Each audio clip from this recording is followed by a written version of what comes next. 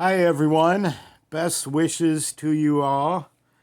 Let's see. First, before we start getting into the GEC Barlows,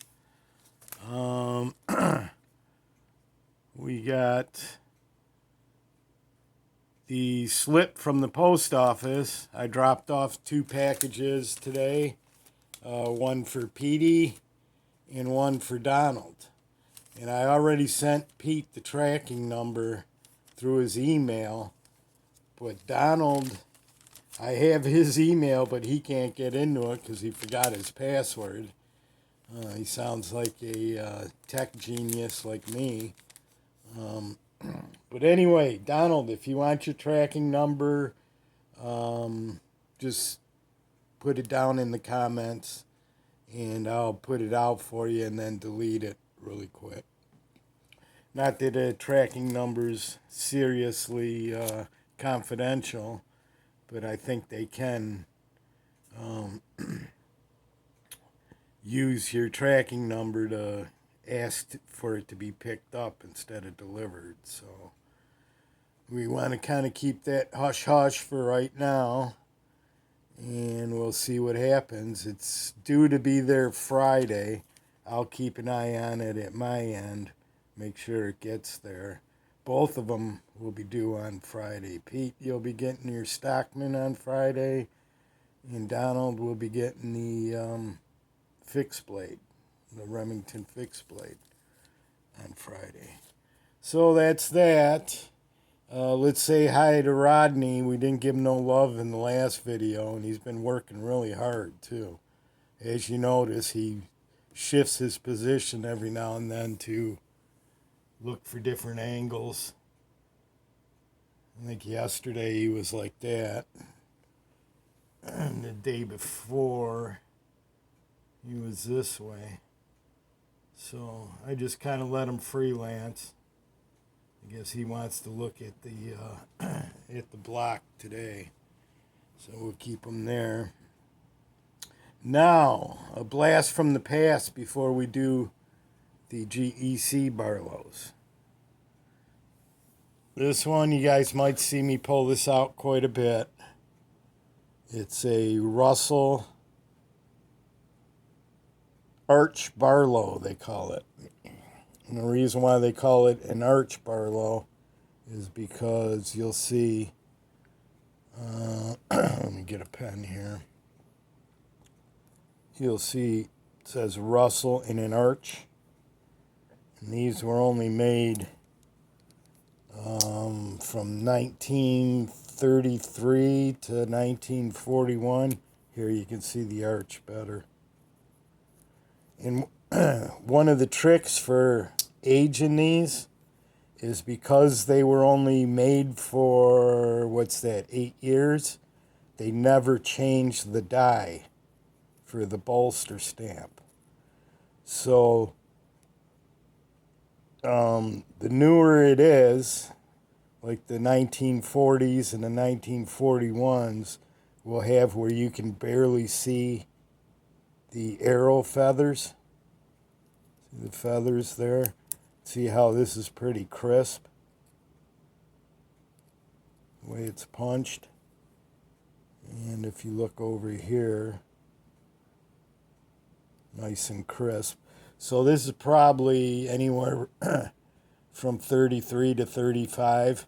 And I'm hoping it was made in 1935 because that's when my dad was born.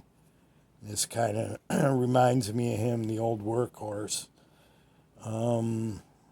What else do you need to know about the John Russell Barlow? Well, this was the Barlow that didn't put the English Barlows out of business, but started giving them a run for the money because at that time, Russell was the first American company to make a Barlow. And at that time, everything was coming in from England, from Sheffield.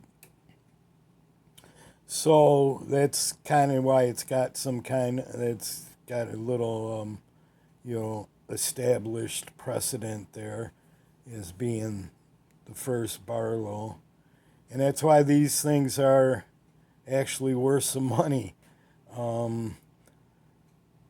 Until I bought this, I used to buy knives, like fitting them in between paychecks, buy a knife every now and then.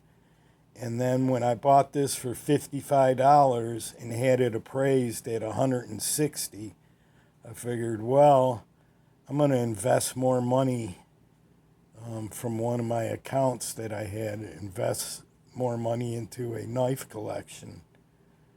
And that's what I tried to do with these GECs. All of these are extremely high investment pieces and fun to carry too. So we'll take a look at them. This one, what I made $100 on it if I sell it on eBay, because it's probably more than 160 now, although the way the economy is, who knows. And you'll see it's still a fully functioning knife with quite a bit of steel still on it. It has a touch of a blade wobble, but that can be forgiven for how old it is. And this one opens up a little slow and also closes a little slow, but it does have snap going down. And this is my second most carried pocket knife, besides the Taylor Eyewitness. For a while there when I was working, I was going back from the Taylor Eyewitness to the Russell back and forth like every other day. All right, let's take a look at some GEC Barlow patterns.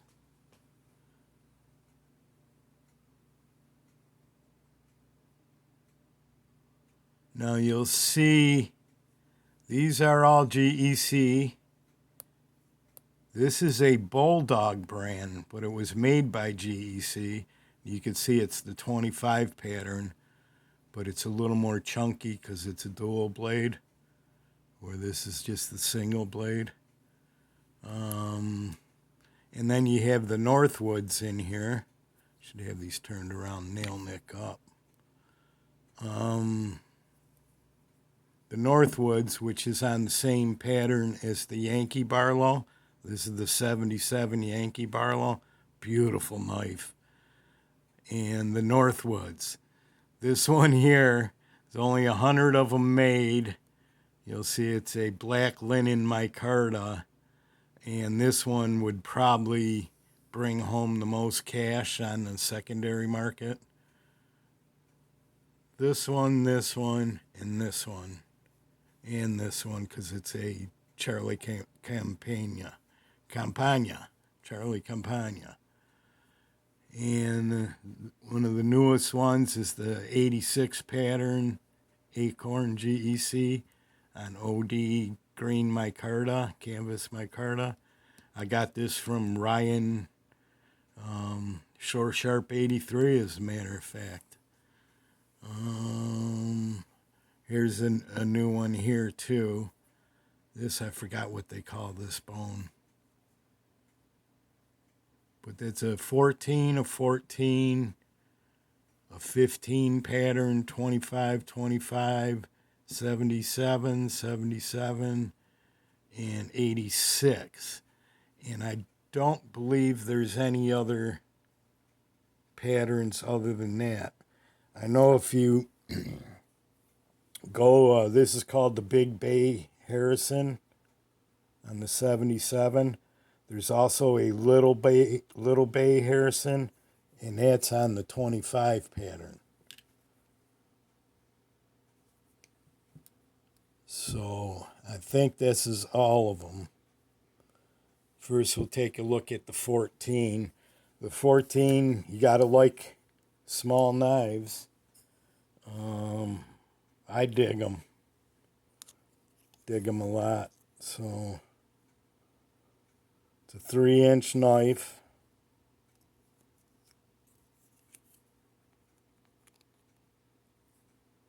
Just over 2 inches on the blade.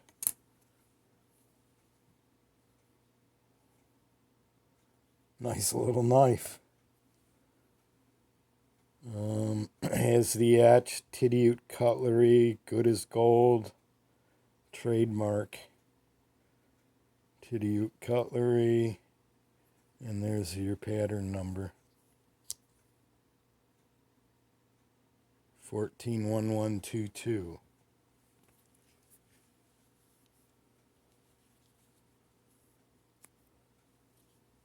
Very cool little Barlow. Now the Charlie Campagna. This was the one that everyone wanted back in it's a Tom's Choice Barlow back in 2018.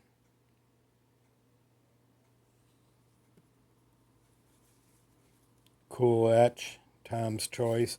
A lot of people think that this TC stands for Tom's Choice, but it's for Tidiute Cutlery. This is a Tidiute too, but it's not a Tom's Choice. Tom's Choice was just etched on the blade for Way North Cutlery. And this is ebony handle. Also a 3-inch knife. A little over 2-inch blade. Lots of walk and talk. Then we get to the 15. This is one that I carry seldomly. Sparingly, we should say. This is in Osage orange saw cut wood. And the handle on this is almost a little over 3 1/4. And see what the blade looks like. About 2.5 inches. This is a spear point, Tidiute Cutlery, good as gold series with the trademark.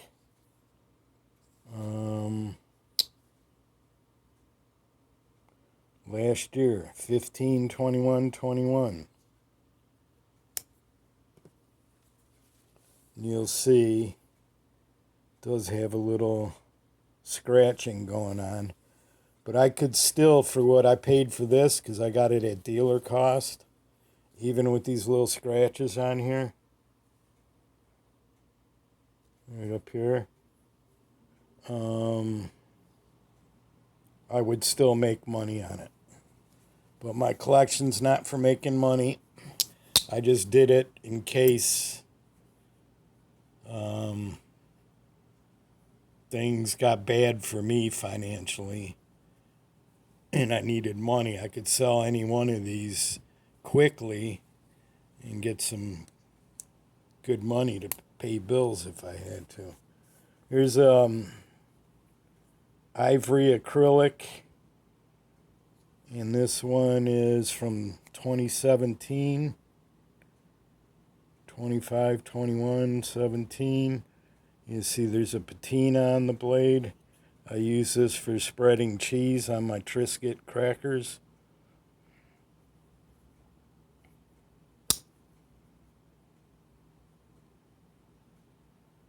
Perfect. Nothing wrong with it.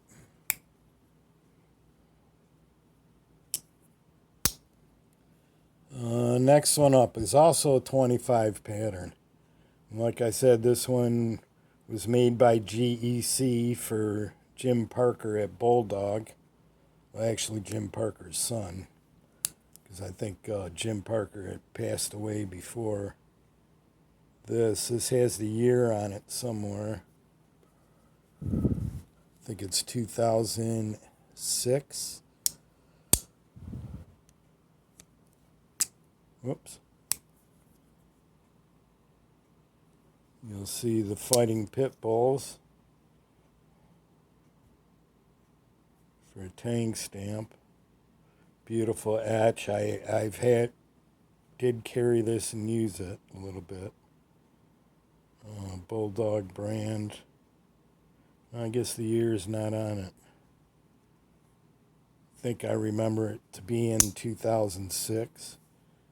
Serialized. I think there was 100 of them made.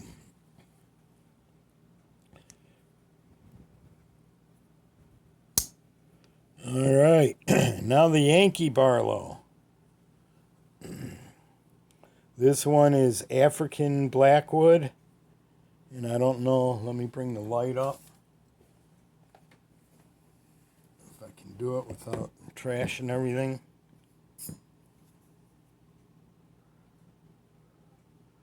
It's like a deep black and deep brown mixed together. This is close to 4 inches.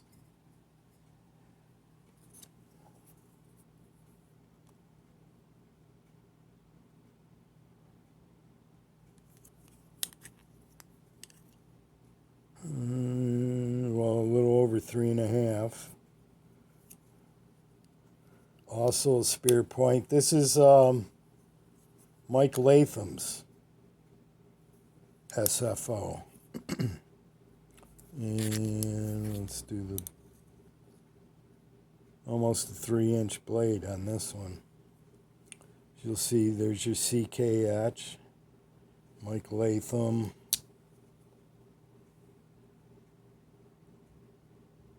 It's the 77 pattern, 21, 2019.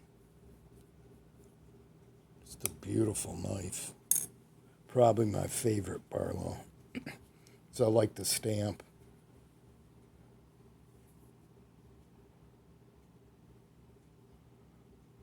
Beautiful satin spear point. And the handles, this camera's not doing it any justice. This handle is beautiful. Next up, the Northwoods. Also on the 77 frame. This is a black linen micarta. The arrowhead stamp in the bolster. And what makes this special is it's steel, all steel construction, steel liner, steel frame, steel bolsters. It's got a little weight to it. I don't know if it's any. No, this got steel bolsters or steel liners too. But it's the cut on the blade. Northwoods, USA. Look at that clip point. Hollow grind. And then you got your patina where it's all exposed. You can almost see a bluish color right here. It's a gorgeous knife.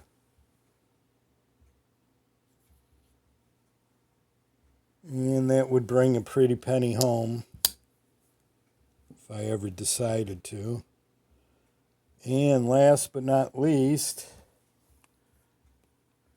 is the OD Green Canvas Micarta 86 pattern.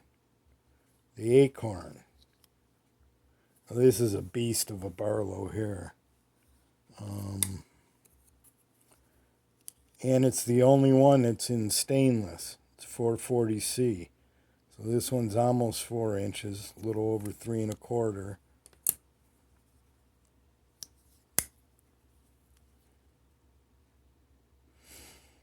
GEC Practical Knives. Great Eastern Cutlery, Titusville, Pennsylvania. Cyclops Steelworks. 861121. Doesn't say 440C anywhere on it, but it is.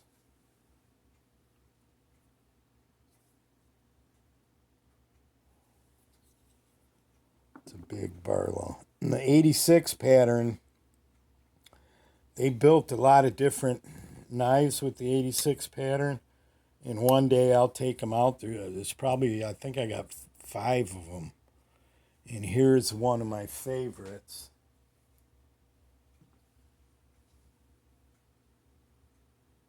Yes, indeed. The sucker oil rod. Jack. You see the Barlows is single blade, much thinner. But this is a beast here. Some beautiful wood and a wrench. Not only that, you have your nice clip points, but you also have this oversized coping blade. And this one is the PPP. So this is the year they first came out with the 86. So that's you couldn't offer me enough to get rid of that one.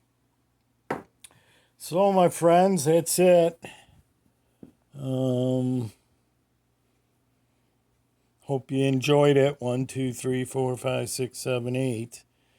So there's the 8. We'll take a look at them. One last look.